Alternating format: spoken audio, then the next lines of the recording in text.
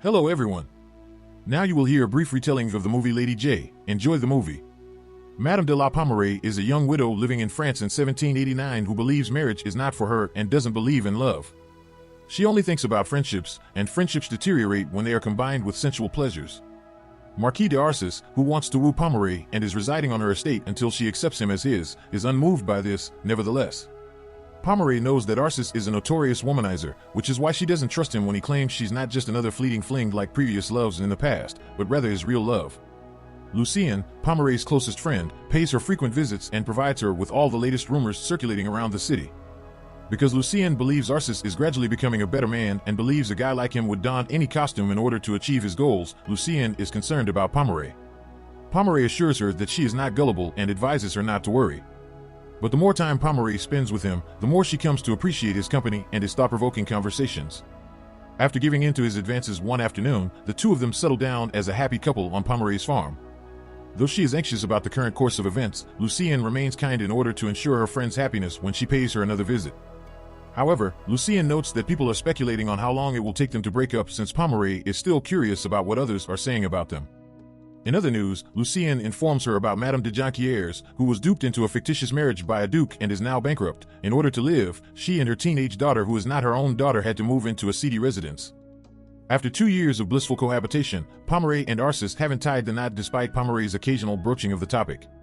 When Arcis informs Pommeraye one day that he has to travel to Paris to attend to some pressing business, Pommeraye is understanding as long as it's only a short trip. But upon his return, Arcis informs her that he will be spending a significant amount of time in the city working on some major building projects.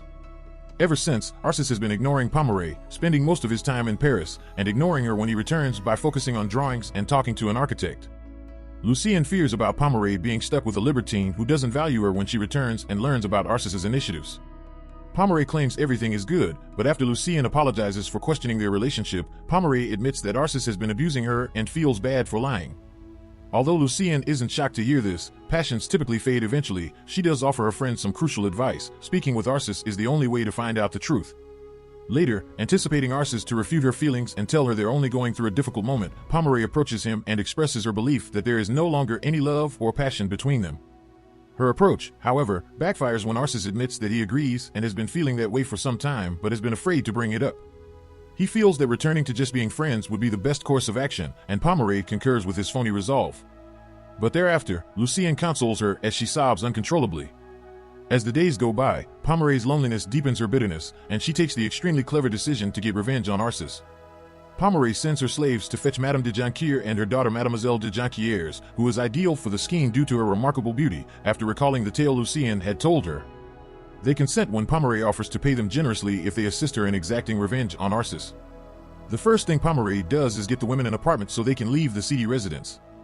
Before implementing the plan, she allows them several months to adjust and buys them elegant clothes to make it seem like they're still nobility. When enough time has passed, Pommeraye and Arcis go across the park, passing by the Jonquières women, who are clad in black, like pious Catholic women. Pretending to be taken aback by their presence, Pommeraye extends an invitation for them to stroll beside them. He engages in conversation with the mother, while the daughter strolls quietly by Arcis, who is fixated on her. Before long, the Jonquières had to depart for Mass, and Arcis followed suit by inquiring about them from Pommeraye, demonstrating that he had taken the bait. Pommeraye leaves aside the specifics of their courtesan employment in order to clarify the issues they had after being duped by a duke. Arcis finds it unbelievable that a girl with her daughter's beauty couldn't find a suitable spouse, but Pommeraye explains that they think honorable humility is preferable than marriage for financial gain. Arcis is left with a need for the forbidden as a result, and for the next several days, he becomes fixated with tracking down the Jonquières women once more. He even stops unrelated women in the park and eventually stops working on his projects. He goes to Pommeraye in a desperate attempt to plead for assistance, telling her to ask the Jonquières to dinner. Pommeraye implies she has tried and has been turned down. Relentlessly persistent, Arcis admits that he exchanged a few glances with the Jonquières' daughter during their park stroll, forming a bond. Arcis becomes even more desirous of what he cannot have as Pommeraye pretends not to believe him and tells him that devout Catholics like them will never look at him twice. Later, when Pommeraye tells Lucien about her scheme, she takes great pride in ridiculing Arcis for his daily visits, inquiring as to whether she has heard anything from the Jonquières. But Lucien feels that she's overreacting to a breakup. Arcis, in the meantime, asks his former lover to spend time with them as a diversion, but he finds it difficult to be around them since Mademoiselle de Jonquières occupies all of his thoughts. After several weeks of living indoors in a melancholy state, Arcis asks Pomeray for a painting of Mademoiselle de Jonquières so that she would be more than just a haunting memory when she pays him a visit. Pretending to finally feel sorry for him, Pomeray invites Arcis and the women of Jonquières to dinner, to which the latter shows up politely. But Pomeray puts him on the spot, telling him that the Jonquières have been talking philosophy and they would also want his viewpoint. Arcis assembles some strange concepts about passion that Mademoiselle de Jonquières appears to be fascinated by, despite the fact that he truly knows very little about philosophy and has just studied a few quotations to dazzle ladies. Following dinner, Pomeray purposefully leaves Arcis and Mademoiselle de Jonquières alone while she ushers the mother into another room to check out some books. With a few brief words, Mademoiselle de Jonquières concedes to Arcis's attempt at more shallow philosophy. Arcis employs a group of men to locate Mademoiselle de Jonquières since he is much more desperate to have her after such an encounter.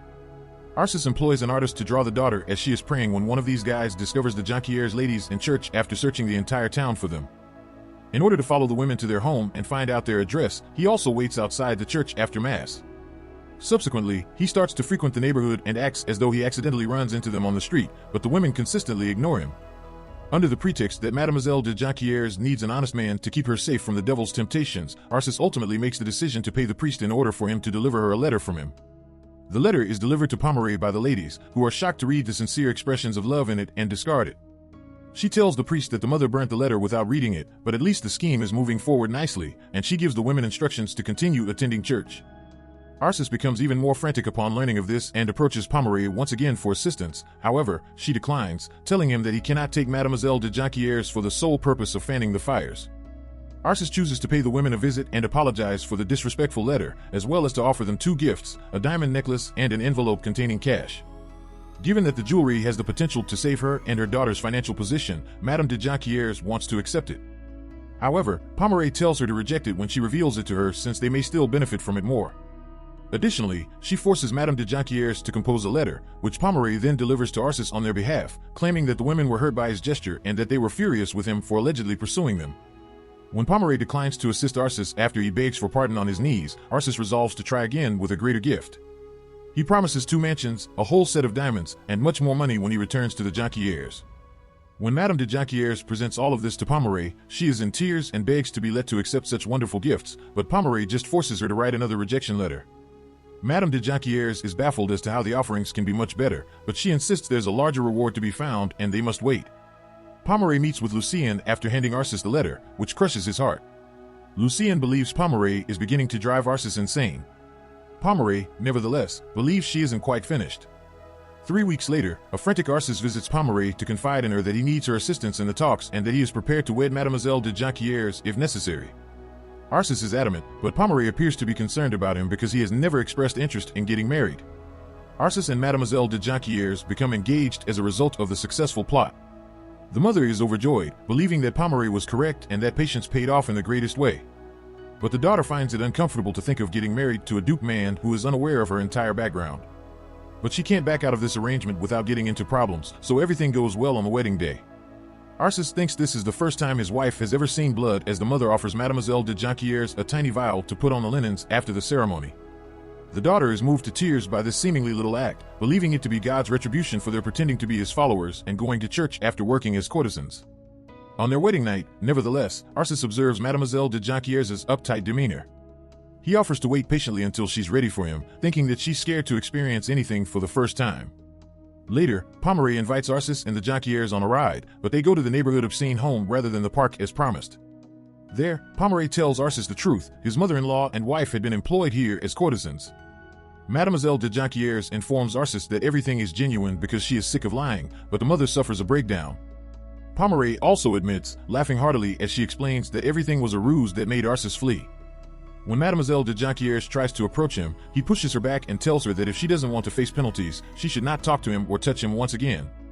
As Pomeray assures the mother that she would pay them as promised, the mother questions Pomeray about why she has misled them and threatens to break a bottle. She is unaware that she has destroyed the reputations of 2 women, and as a result, they will never be able to lead honorable lives again. As night sets, Arcis wanders the streets of the city and has to put up with other lords and ladies making fun of Pomeray's ruse. There are several people at the door when he gets home. They discovered his wife in the river, where she had jumped to put an end to things. They saved her and carried her over. Arcis decides to leave Mademoiselle de Jonquières on the entry floor and move on with his life after giving them some money as payment for getting rid of them. But the servants carry her inside. She's still the Lord's wife. Mademoiselle de Jonquières tries to flee when she eventually wakes up a few hours later, but the servants stop her and take her to see Arcis, who has some things to say. Even though they have embarrassed him, he would still respect his family by giving them a residence apart from this estate and allowing them to maintain his name.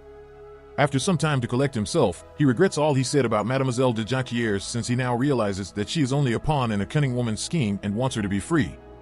But to make amends and show him how much she detested lying to him, Mademoiselle de Jonquières requests the darkest part of the house, if not the entire home. Arcis accepts to retain her as his wife after seeing how honest she is and forgiving her for everything. A few days later, Lucien witnesses Arcis and Mademoiselle de Jonquières leaving on a trip when he is in the city. When Arcis tells her that they're going to the country till the rumors stop spreading, Lucien promises that she wasn't part of Pomeret's ruse. Arcis wants Lucien to inform Pomeret that he is appreciative of her trickery, as they have introduced him to his cherished wife, and he believes her since he is aware of his ex's character. Following that, Lucien goes to see Pomeret and updates her on the recent happenings in the city, including her chance encounter with Arcis. She lies, claiming to have seen him by herself, and refuses to forward the message. Pomeret accepts her statement that Arcis wouldn't have bothered if she hadn't been by herself, since she is content, but the agony in her face exposes her deceit as well.